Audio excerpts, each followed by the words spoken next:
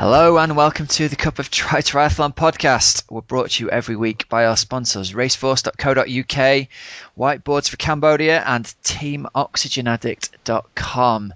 Helen, how are you, my dear? Rob, I'm fine, thank you. How are you? I'm excellent, thank you. I got the old morning run done. I got a swim with the club done last night, so I've managed to get a little bit of exercise in. So I'm feeling happy and chirpy and chippy and ready to go. How about you? You're rocking.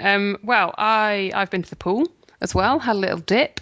It was a very slow dip and my legs are sore and I have DOMS. Have you really? Oh, God, yeah. You have DOMS because you were doing a running race down south this weekend, right? Yep, Western-super-Mare. Any race with the word tough in it, you sometimes think, yeah, what a load of rubbish, especially if it's something like Was it beastly? Tough Mudder. Oh my God, it was like a 10-mile run. Mile 7, there's like a bloody mountain in the middle. And it just carried on going up. I saw some pictures of you running along a beach through ankle-deep water. Oh, you've seen photos of that? Yeah. Where? I've seen photos of that. Have you not seen this yet? No, there was a lot of water at some point. I've seen... Yeah, it was on Facebook. Somebody tagged you on some photos on Facebook. Oh. And there you were, you and the man, running along the beach, ankle deep. It looked wild and woolly, to say the least. I'm telling you, it was chilly. It was really quite cold. Yeah, at one point you had to... the tide was coming in. And I was probably ankle deep. Anyone who was, an hour slower was probably like knee deep by that point. It looked brilliant. It was great. It was a really good run. So it was Western-super-Mare. And you ran along the beach and then you sort of ran over a little bit of headland, across another beach, which dragged on and on and on. Pretty much went over on my ankle at that point. And then you had to go up. And then you came back down this bit of headland and then again back along this beach where the wind was blowing, and then it went up mile 7, just like up this, you sort of came around this corner and there was this guy next to me. I was like, oh blooming heck, I wasn't expecting that. And then into some woods, and then it carried on going up in these woods, and then about mile 8 then it suddenly went down. At one point they did have a rope on the side saying, it's very steep and it's very slippy. There is a rope there. So I've gone and got rope burn on my hand. So there you go. They weren't messing about then, They were not messing about. It was really good fun. And I wore long white socks. I looked quite, spectacularly amazing. Long white socks. Sort of the Paula Radcliffe look. Absolutely. Knee socks and... Yeah. And how did that work out for you? They're not white anymore. Is that right? That is right. Yeah. Always good to ruin a brand new pair of compression socks doing a run along the beach for half a mile. Oh, no, they were not brand new. They once did either an ultra or a marathon, which I finished, and they were still white. 10 miles. And you've killed them now, have you? You've totally killed them. Totally killed them in Western-super-Mare. Yeah. So there we go. Bless. It's great fun, though. And my legs felt so much better than last week. Oh, that's good. You were due a decent run on decent legs, weren't you? Yeah, they decided to play ball. And you finished where? 5th, were you? 5th woman? Yeah, 5th female. Fantastic. And I saw somebody else famous in the finishing results there. Well, no, I'd say there was one person famous in the finishing results, and that was not me. Well, I think you've attained a level of fame so far. I would Perhaps not quite the level of fame as the lady who finished in 2nd place, but I'd say you've got a level of notoriety around the international triathlon community I holds. don't think so, but I don't think I will ever be. Can you have like top 5 on a podium? I don't know. Yeah? Definitely. So let's say a 5-person podium. Never ever in my life will I be on that same podium as this person again. Go on, tell everybody who it was. Well, we could find out in a bit. Come on, don't keep them. The lady in 2nd place was none other than Chrissy Wellington. Yeah. Chrissy Wellington. Yeah. And Helen Murray on the 5-person podium together. Yeah. I'm loving it. Yeah. So did you get to line up next to her and get your elbow in front of her and stuff and psych her out at the start line? No, we wouldn't do that. I was nowhere near her. She flew off from the very start. Clearly the woman who won had super duper wings, and Chrissy's wings are a little bit smaller.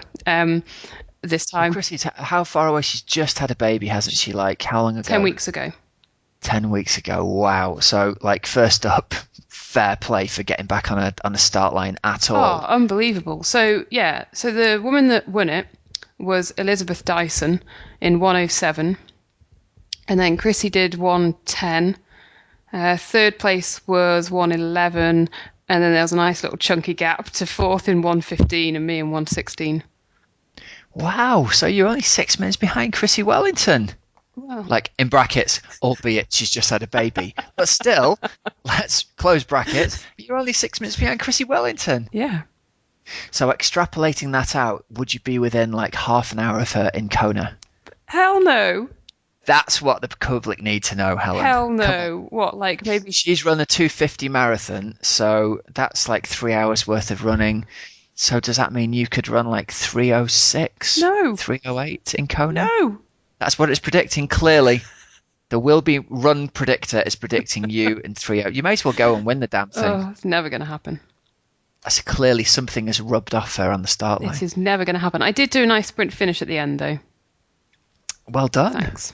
Was it to take somebody? Yeah, and I might Break some age group male heart, or was it to beat the lady in six? No, it was a bloke, and to crush some guy's dream. there were some cheers going. Go on, Hells, have him.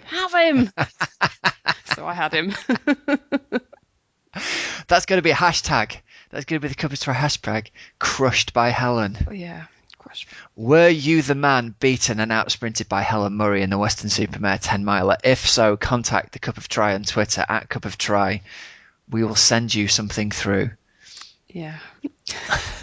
Well done, mate. How exciting. It was good fun. It was really good fun. So. And then coming up later in the show, you managed to snag a little finish line interview with her, didn't you, as well? I did. So we can hear the first interview that she's done since having a baby. The first interview live on Cup of Try. We're going to have to promote the wazoo out of this, aren't we? Yeah, absolutely. Yeah, we will. We will. Oh, by the way, the name, the guy who I must have just sprint finished ahead of. Name and shame. I think it might have been a guy called Simon Curtis. Simon, pat on the back for you, my friend. Sorry, Simon. Sorry, Simon. You'll not be the last man to get out sprinted by Helen Murray. Was it a full-on elbows waving, snot coming out the nose, making kind of noises as you were pushing yourself to the line sprint finish? It was a full-on. I've been carrying these blooming gloves probably from about mile 3. You know, I get cold hands, so I had to start off with them. And then as soon as these people started yelling at me, I threw my gloves at them. The gloves are off, literally. And I went. Yeah. Awesome performance, Helen. So, yeah, thanks. I like to think the listeners are getting a little bit of race time excitement here. It would be great to have somebody on the sidelines actually commentating live as you do one of these sprint finishes. I think maybe I'll do it in one of the summer 5Ks this year. Yeah. Fine. Okay. Sometimes I can't always do a sprint finish, but you know, when it works, it works. That's pretty awesome. There we go. Hey, exciting time. So later on, we've got a little interview with Chrissy Wellington coming up. So we'll come to that a little bit later on. I love being able to say that. Yeah, it's good, isn't it? Big time now, Hells. And, well, the good news is, and I think she mentions this, she's up for coming back on properly. We're going to get a proper interview with Chrissy Wellington on air. Yep. So over the next... You know what we should try and do? We should try and do like we did on the original first episode where we had both of us on the line interviewing a person. We could try it. The old professional interview technique. Yeah, it doesn't always work, does it? You're trying to close me out. I can sense it, Hells. I want us to play good cop, bad cop. You could be all friendly, and then I can hit her with some really difficult to answer question. Oh. Hey, we'll see. We'll see. To be discussed off air. Yeah, definitely. Rob, just as we're talking about Western Supermare, I should give a little shout out to Paul at West1Ent on Twitter, because he said he mentioned it, tough conditions today in the West Country, and I said to him, oh, did you run? And he said no, but he was doing a steady bike and he's doing an ultra. But then he did say loads of friends did, and if I had known, I could have come down and interviewed her on the finish line for the podcast. Yeah, he could have come down and got his name. He's one of the Team Oxygen Addict guys, I think, actually. Yep, that's it. He is. So next time I'll let you know, Paul. Well, we'll see. To be discussed off air. Yep. I want us to play good cop, bad cop. You could be all friendly, and then I can hit her with some really difficult to answer question. Hey, next time. We do a little feature, Helen, about where you're racing next, and people could turn up hoping to be interviewed by you on the finish line. Oh no, he was saying he should have interviewed me. Oh, I see. Yeah. That wouldn't have been pretty, Paul. It would have been. Gloves everywhere. Snotty, spitty face. Yeah, it wouldn't have been good. You have to hand her a warm towel. High Lee is the next one. So if anyone's on the finish line with a recorder, High Lee next weekend. That's up near Knutsford. Yeah. There we go.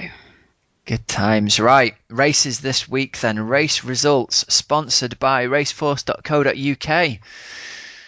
What have Raceforce got going on at the minute, Hells? That's a very, very good question, Rob. And the answer is, I'm going to have to tell you in about 30 seconds because I can't get it off the top of my head. But I did see something the other day about, they're teaming up with like Always Aim High. That's right, yeah. And so they're doing their Snowdonia Triathlon training weekend, aren't they? Ah, yeah. So that'll be warm. Basically, they've still got spaces on it. It's from it'll be boiling. Sun cream will be needed. It's from the 29th of April to the 1st of May. Bank holiday weekend. Yep, and it is essentially a really good way to get to know the Slateman and the Snowdonia triathlon courses. There's going to be some of the top UK triathlon coaches, but not Rob will be on that one, I'm afraid. Not me on that one. You'll get recce's of the route. They'll do sort of technique analysis. They're going to have evening seminars. So you can find out more at raceforce.co.uk. And it could be the most beautiful weekend in living memory, couldn't it? If you get one of those bank holiday weekends where the sun's shining and it's still, and just imagine swimming Lynn-Padarn, climb up Llanberis Pass. Can we go with those ones again? Can we say Llyn Padarn? Oh, I'm sorry. And Llanberis. Llanberis. Thank you. Yeah, when it's beautiful, when the sun is shining, can't beat it. It is a great spot. So anyone who's interested, check it out over our sponsors, raceforce.co.uk. Sign yourselves up for a fantastic training weekend with Kate and the rest of her coaching team. That'd be cool. Right, let's head over then. Big race of this weekend. First big race of the year, really, wasn't it? Was Challenge Wanaka down in New Zealand. Yeah, and I saw some photos of the start of this race, and actually for a few days before I'd been sent a few pictures, and we mentioned it last week. It's just absolutely glorious. But on the morning of the race, the conditions were really, really choppy in the water. And then gradually over the course of the race, I think they had everything. I think they had like sunshine, they had rain. At one point, the finish line, it looked like everyone, apart from the athletes, were in waterproofs. That sort of like Snowdonia on a cold day, it looked like that. And so I think the athletes had to deal with a little bit of everything conditions-wise. So, did you see any of the live coverage of it? Well, because most of it was in the middle of the night, I did actually keep on waking up because I wanted to know how Joe Skipper and Laura were getting on. So I followed a few bits and bobs. Because they had, fair play to Challenge. They had fantastic live coverage of it up through like a YouTube channel link. And I just followed somebody's tweet and clicked on it. And all of a sudden, the race just popped up. Like live in YouTube, and it was like high quality filming and stuff, so they really did a good job on that. That's great. I didn't see that bit, but and I was watching I only watched a little bit of it, but about 3 hours into the bike leg. So I watched Laura Siddle for a bit. Yep. And then it showed some of the pro guys. I think Mark Twelsick was in the lead at the time. And it was a lovely sunny day at the time. That's it. But the pictures were like, it'd obviously been blowing old boots the day before because there was proper water breaking on the lake, wasn't there? Yeah. It's like people were saying it's choppy, but there were waves breaking. So you can imagine how windy it must have been to have waves breaking in an inland lake. Well, Von van Vlerken afterwards said, I don't know how I did it. She had a good swim. I don't know how I did it as I was scared of those waves. So, yeah, for a pro to say that, it must have been. She had a good swim. She got out on the feet of Laura Siddle. Both of them got out in 54:30. Yep. So, pretty decent swim by Laura. And, she's clearly raised a game, hasn't she, Yvonne van Vlerken? Yeah. To have her hanging on to Laura Siddle in conditions like that. pretty impressive. Looks like Laura took it to her on the bike and built up a little bit of a buffer by a couple of minutes at the end of the bike ride. Yep. And then they've had a ding-dong on the run, and Yvonne's managed to come in, 3 minutes ahead of Laura Siddle? Yeah, it was about 3 minutes.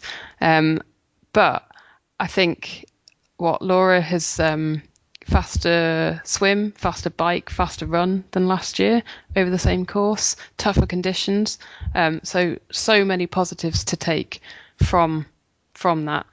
I'm sure there'll be that disappointment that she didn't actually get to stand on that top step of the podium, but hopefully bigger picture and so much to take from it, and what an impressive performance. And I mean, I've seen that a lot of people were saying she absolutely had the best bike leg out there and she looked brilliant on the bike. And I think Darren Smith has sort of said, chapeau to her and Matt Dixon for basically getting to that point and putting in such an impressive performance. And other people have commented on that as well. So brilliant work from Laura. Yeah, it's to outbike Yvonne van Vleuten, you've clearly got to be having a good day. Yeah, no means. She's known as a super biker, isn't she? So yeah, absolutely. And the other thing you've got to say about Yvonne van Vleuten is, she said here it was her 31st long distance race. I mean, that's a lot of racing, man. Well, I was going to say like her, her pedigree and everything like that, and the experience. She's stacked it up, hasn't she? So to be up against that. Yeah. Yeah, the newcomer against the wily old pro. Yeah. I'm just going to have to blow my nose, Hells. I'm about to sneeze. Hang on a second. Oh, nice moment here. Oh, no. Yeah. Back on her. Oh, sorry about that. No. Delightful. It's not ideal for radio, is it? No. I've got swimmer's nose. That's what it is. It's getting back in the pool last night. Oh, it's. I managed to inhale more of the pool than I think I actually managed to swim through. Congratulations on that one. Yeah. I'm sure there's people out there feeling my pain. Yeah. And that's with a nose clip on. All right. Yeah. Stop even with a it nose now. clip on, I managed to snort some of it up there. Delightful. Oh dear, right. Men's race then. Looks like we had a good old ding-dong Dougal Allen. A ding-dong Dougal Allen. Yeah, ding-dong Dougal Allen. Takes the race out in 8:31 for Mark Twelsick, who did 8:40, and Matt Russell in 8:42. Again, it looks like Dougal Allen came from a long way down. He was sort of 6 minutes down in the water. Did pretty much the same bike split as Mark Twelsick, who was flying on the bike. Yeah. And all the way through, the commentators were saying, Dougal Allen, local hotshot. He's not really making any inroads into Mark Twelsick. Yeah. But then he's gone and put together a 2:57 run to take 12 minutes out of Mark Twelsick. So pretty impressive stuff there. That is awesome. And I saw a picture somewhere. I think it must have been about Dougal Allen with like a sign on the side of the road saying, this is Dougal Allen country or something like that. A bit of local support. Yeah, absolutely. That's impressive running, isn't it? Especially for an off-road trail marathon at the end of an Ironman. Yeah. Matt Russell in third there, 2:54. That's a serious run on that course. Blumenack. Even faster, yeah. So he pulled himself up at the end then to within a minute of that second place. They clearly had a good old race there. Dylan McNeice was the pre-race favourite, and previous, was he 3-time winner? I think so, yeah. I think so. Just looks like he fell apart on the run this time. Wasn't his day. Yep. 3:28. Oh, yeah. So it looks like a tough day at the office for him. Yeah. God. Now looking down in 13th place overall, we had Leon Blackburn from Great Britain. Well done, Leon. Nice. Oh, yeah. Takes out second in the 30 to 39 category. Fantastic. 10 hours 10. So, yeah, solid performance on that course. That is great. And the other one that last week we had Bev McKinnon on. Yeah. I was trying to find his result and I found a Bev Ellis, but I didn't find a Bev McKinnon. However, is he doing the half? Oh, he could have been. Well he was done. doing the half, wasn't right. he? Okay. Yeah. Well, that would explain why I couldn't find it. So let me find his result, because I think he was quite happy with what he did. So let's have a little look and see if we can find it. Oh, there you go. He won. Did he really overall? No, he won his age category, 45 to 49. That's good work. In 4:26, I think. So let's have a look at all Third categories. overall. There we go. Yeah. Got it. Third overall, only a couple of minutes away from the win. That's good going for an over 45-year-old, isn't it? Yeah. Well, ex-pro. So 4:26. So Bevan McKinnon, well done you. Fast time on that course as well. He's a fast athlete. There we go. Give a pat on the back. Yep. Good guy, Bev. I liked him. I like having him on the show. Great, wasn't it? All the way from the UK, we're giving you a pat on the back, Bevan. One of Helen's pats on the back. Fist bump of joy. What more could you ask for? Right then, moving on. News this week. And there's not a huge amount of news I've seen, Hels, but here's the one thing I am going to mention. We'll go with this. Our news is sponsored by Whiteboards for Cambodia. We mentioned that the charity last week. Really want to say thank you to everybody who contributed and passed some money over. We managed to raise about 700 odd quid just in last week alone. That's So fantastic. Nick's about halfway to the target he needed there, and I was sending the things through to Nick every time somebody donated, and he kept saying, "Who are all these people? I've never heard of this person or this person." And so we think that the only explanation for a lot of the people who've donated money that Nick doesn't personally know is that they've been podcast listeners. So if you have been one of those people who's donated who's donated money, we're really grateful. It's very kind of you. You can still donate at the moment. The page is still open over at oxygenaddict.com/Cambodia. You can give any amount from £11.50 upwards. I want to give a shout out to the man Dave Connor, who came on our training camp, and he made a very generous donation. So cheers, Dave. We appreciate that, mate. So if you're interested, help buy some kids in Cambodia a reusable whiteboard that they can then use to basically raise the level of their education massively. That'd be awesome. And the address, if you want to read more about the whole project, is smallboards.weebly.com. It's a great name, that, isn't it? Weebly. Yeah.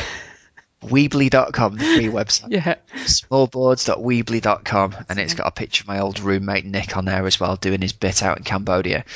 And I found out this week as well, I already knew that Nick was the nicest guy in the world. It turns out he's doing this out in Cambodia. He's not being paid for it, Hells.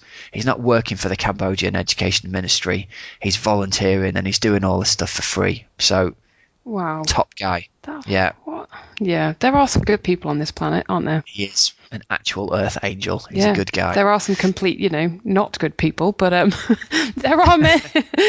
He's not one of them. He's one of the good guys. Oh, what a star. Yeah. So, oxygenaddict.com/Cambodia.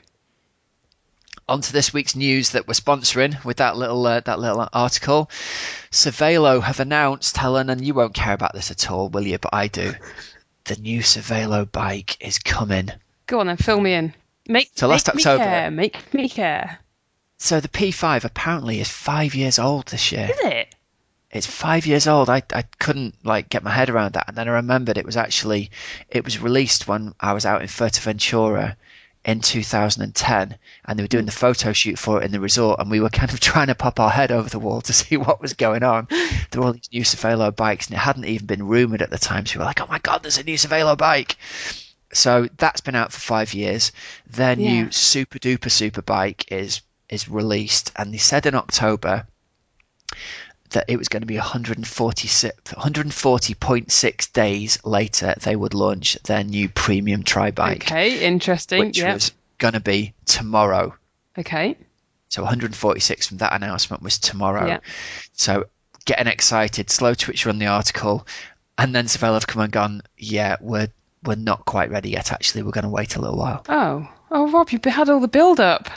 I know, but, I mean, we've got to get a bit of excitement about it because that's a nice-looking bike.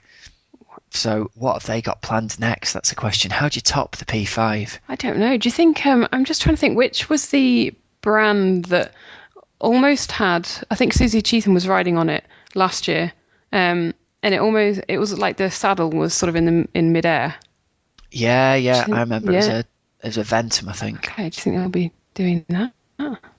Who knows? No. Well, we will await. Because that bike, right, was a copy of one from the late 90s.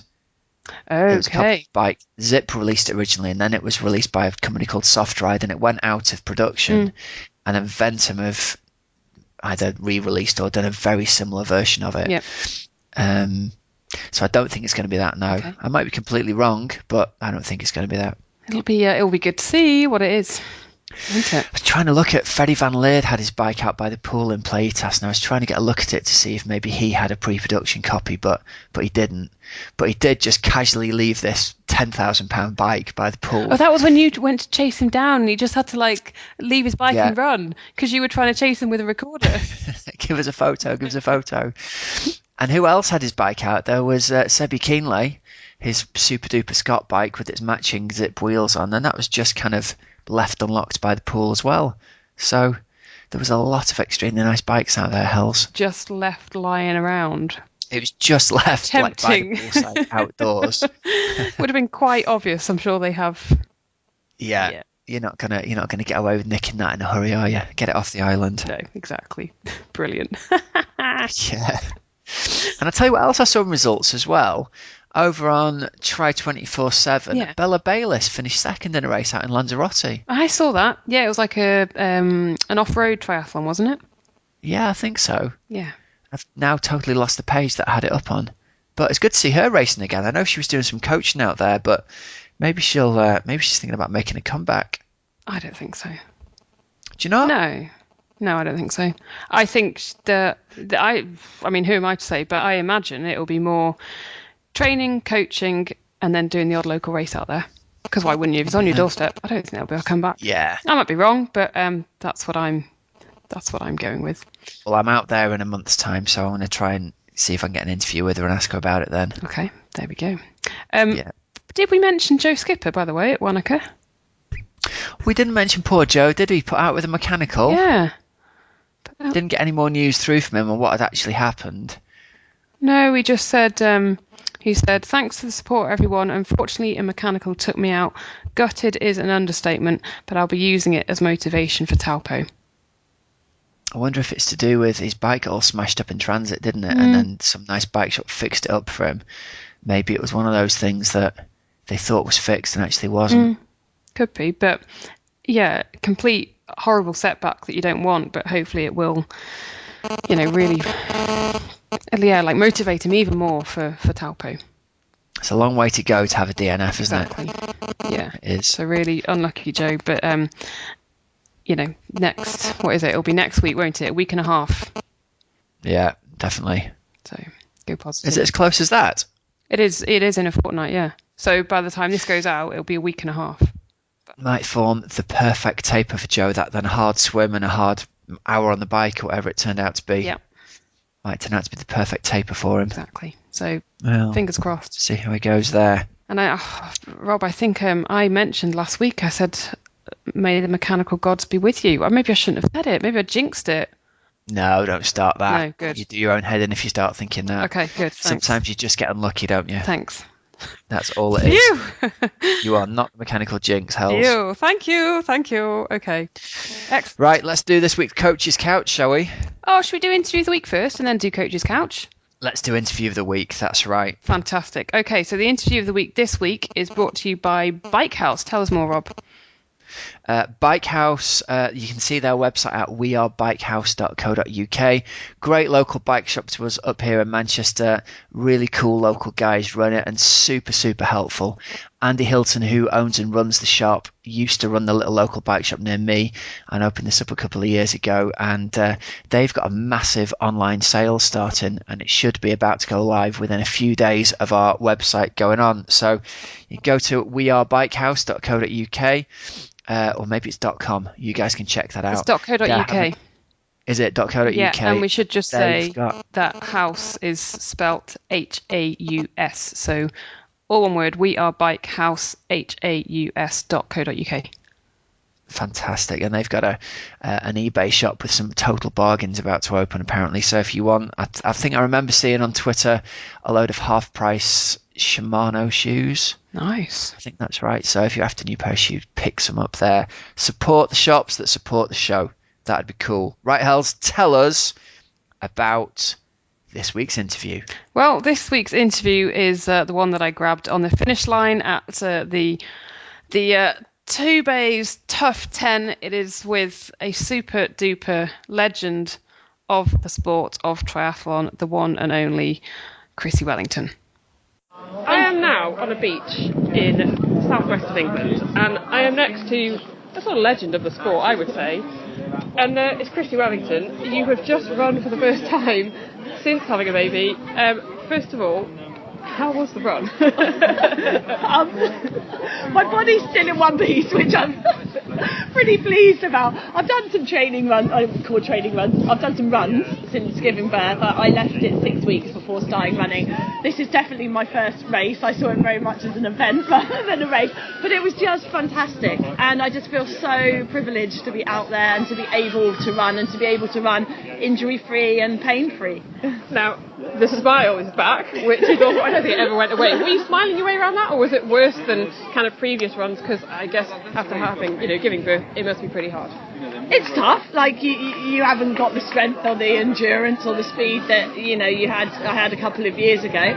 But I've got to accept that. And I think when you have a baby, you want to make every minute of running count. So I was smiling all the way around, just because I was just so happy to be able to be out there and to be able to enjoy it. And knowing that she was at the finish line just gave me that extra edge I needed at the end as well. It was great. How are you finding motherhood? We love it. Tom and I absolutely love it. I have to say, Esme has made it very easy to adapt to being a mother. She's got Tom's temperament rather than mine, which is a positive.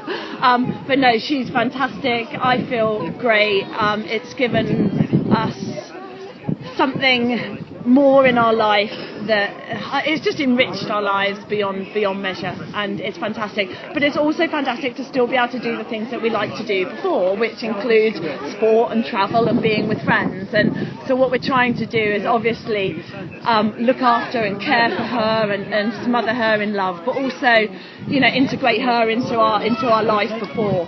And how are you finding that balance? It's a juggling act. Every mother will tell you, every parent will tell you that it's definitely a juggling act. But like I said, you just relish every minute because you're able to do something.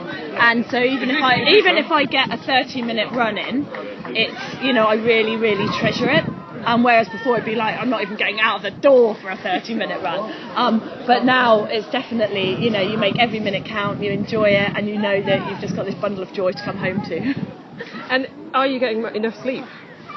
We're very, very fortunate in that she's a really, really good sleeper, so long may that continue. I think I've just probably cursed us, but she's a fantastic sleeper. So yeah, at the moment we're getting enough sleep, enough to be able to function. But I do have mummy brain where I'm quite forgetful, so I will blame that on the sleep occasionally. But yeah, no, luckily she sleeps really, really well. Slept very well last night, which was great. And do you think you will be back on the start line of a triathlon? I have to say no. I don't have the desire to race triathlon anymore. As a charity event, maybe, as a relay or something like that. But the challenge for me is dissipated. The challenge was amazing and it was fantastic to be part of the sport. I'm still part of the sport, but I want something different in my life. There are new challenges. There are trail races and maybe an ultra run or something in my future. But triathlon is something I did for a time. I did it to the best of my ability, and I want to, go down a different path. I still follow it. I still watch what my friends, both professional and amateur, are doing. I love the sport. I love what it gave to, Tom and I. It's made us who we are today. But no, I don't think there's going to be a full triathlon in my future. Chrissy, we're going to leave it there for now, because hopefully we will get you on another time in full when we're not freezing cold on the beach in Western Superwear. But we'd love to have you on again, and thank you so much. Pleasure is all mine. Thank you so much, Helen. So there you go, Rob. She says she's going to speak to us again in a few weeks' time. We're going to get a How exciting! full-on What a coup! interview. I know, it's good, isn't it? What a coup, Chrissy Wellington. And how do you feel about the fact that she said she won't go back to triathlon?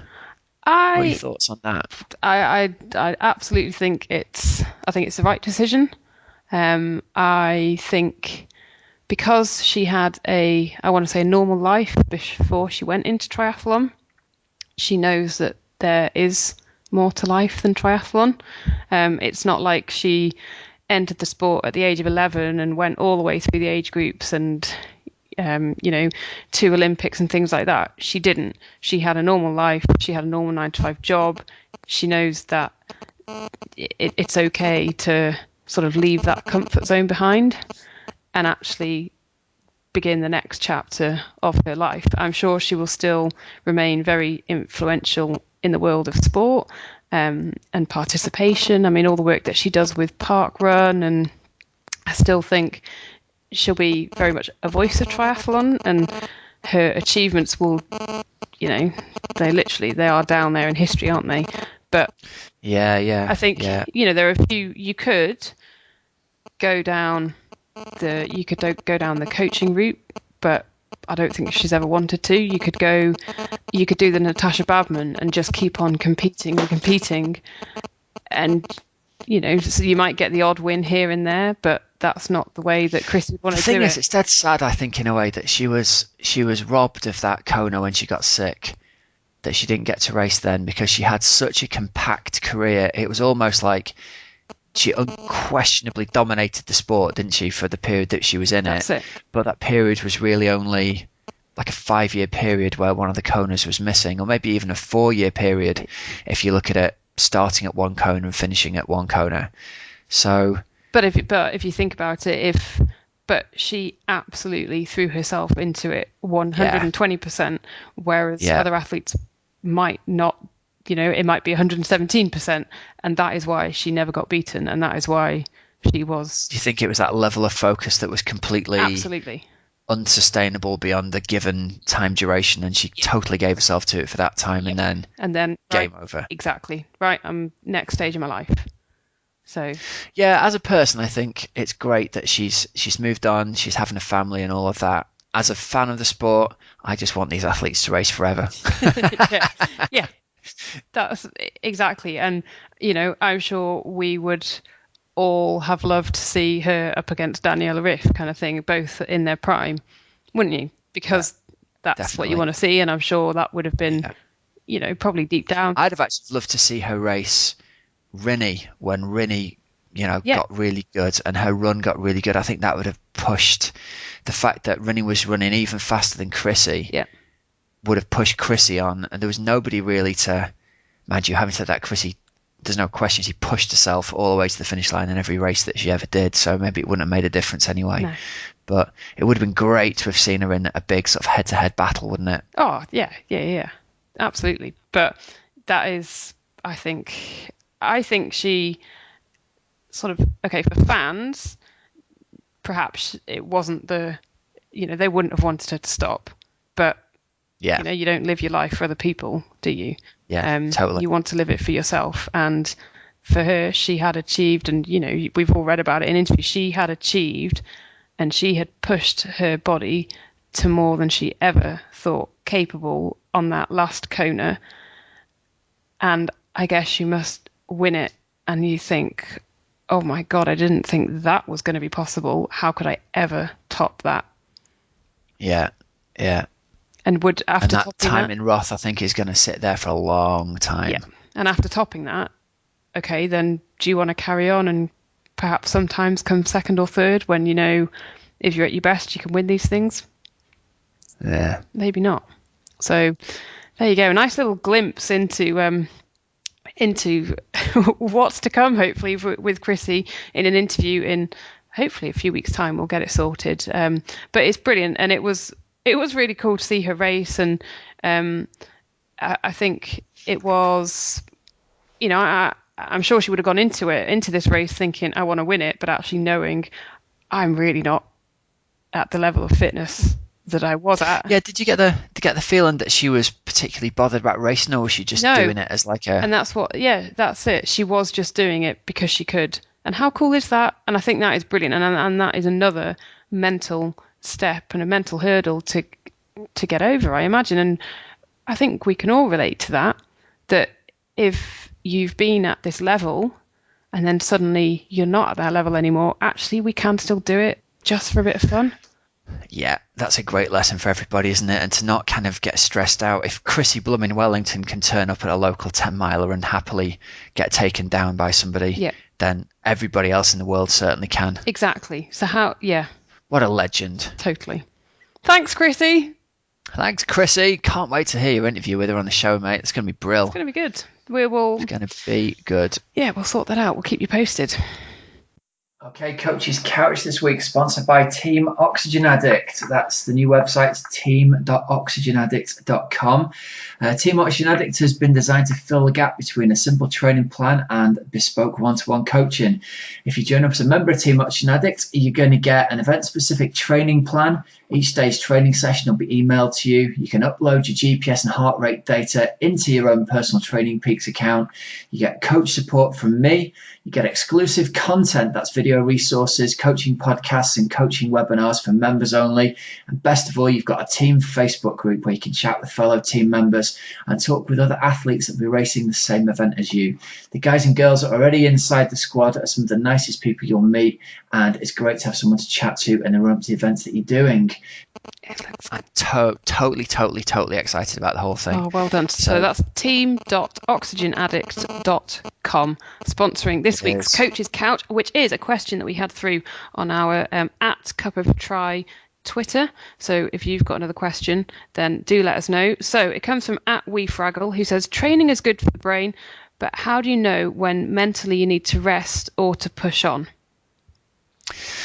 Yeah, really good question, that one, isn't it? I think a lot of people take part in sport for reasons more than just wanting to be good at sport, and I certainly am a major proponent of doing it for mental health and making sure that you just basically makes you feel good, doesn't it? Rather than chasing times, it can really change the way you feel about your day. I don't know if you found the same thing, Hels. Absolutely. I mean, this morning there's the choice of, okay, the alarm goes off at 6:10.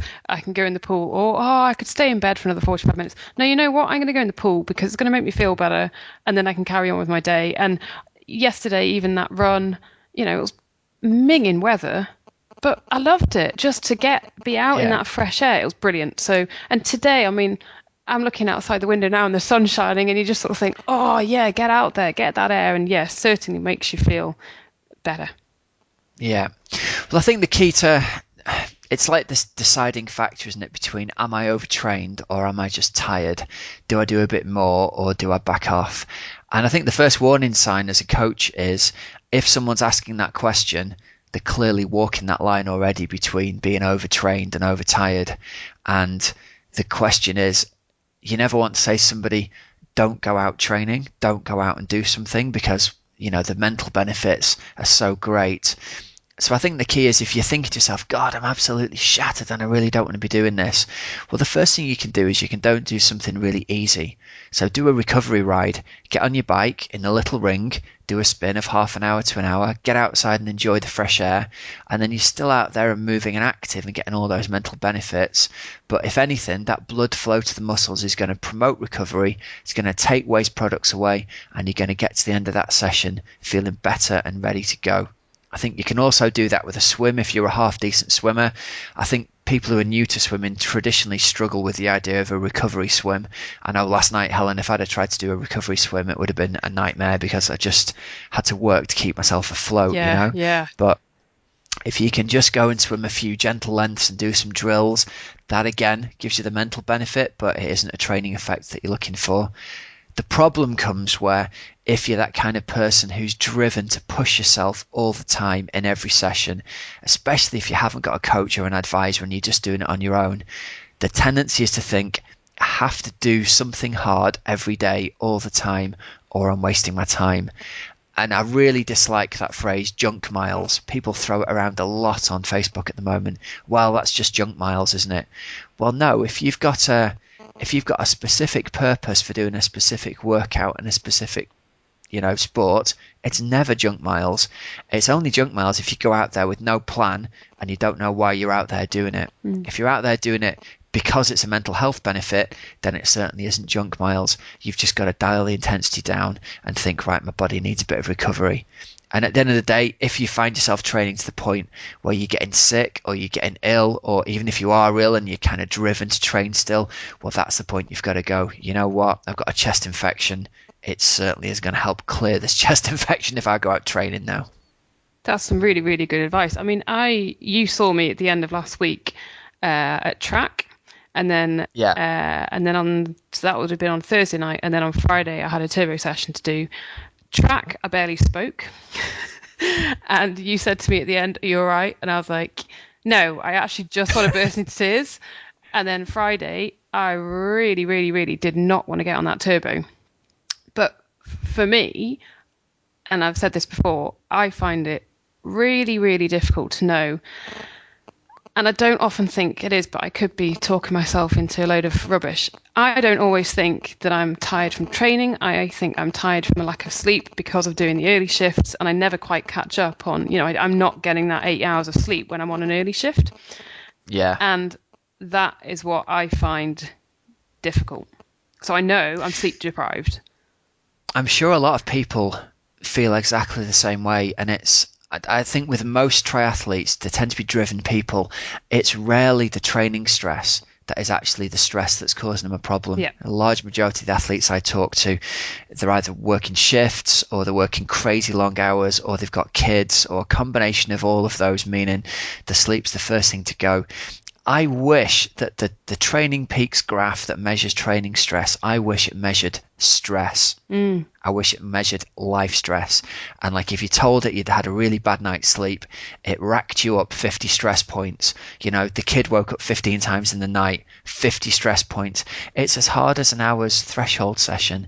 And you've got to take that into account. And you've got to think, well, even though I'm not tired and stressed here from training, it's going to be even more difficult for me to bounce back from this if I then add extra stress on from training. And there are times when it's going to be unavoidable that you're stressed from life. Yeah. If you then layer on an extra layer of double stress from training hard, maybe that's going to take you over the edge. And I think only an honest person who's been honest with themselves can kind of work that out, really. Yeah. Your line to me, I just want to burst into tears. Well, that's a good line. You've stepped over the line there at that point. Yeah. So tired you want to cry. Well, you know what? You're probably better off doing a slightly easier session than you are pushing on through zone 4 the next day. Yeah. And I think that is what I did. There we go. And did you feel better for it the next day? I felt better after I hadn't had to get up at sort of 6 o'clock on Saturday. Once I had got a little bit more sleep, and I felt better having not. Well, you saw me at track. I did not push myself. Yeah. And I felt better for that, but I felt equally better for having been and got that sort of mental health. The endorphin tick. high. Absolutely. Yeah. So there we go. It's a fun balance, isn't it? But that's it certainly is. I think that question about when to sort of basically when you're overdoing it, when to stop, blah blah blah, is it's one for all age groupers, isn't it? It certainly is. Yeah, that's the most difficult balance, I think, is the line between work, family and training, the holy trinity. Ta-da! There we go. Right, Helen, we're gonna have to wrap it up, aren't we? Yep, we are. Well, thanks very much, Rob. It's been good fun. Yeah, it's been great to talk to you. And well done on getting an interview with Chrissy Wellington. I can't wait to hear the full one in a couple of weeks' time. Thank you. Yeah. All right, so thanks for listening, everybody. Until next week, I'm Coach Rob Wilby. I'm Helen Murray. And you've been listening to the Cup of Triathlon podcast. Thanks for tuning in. Have a great training and racing week, and we'll speak to you all next week. Cheers now.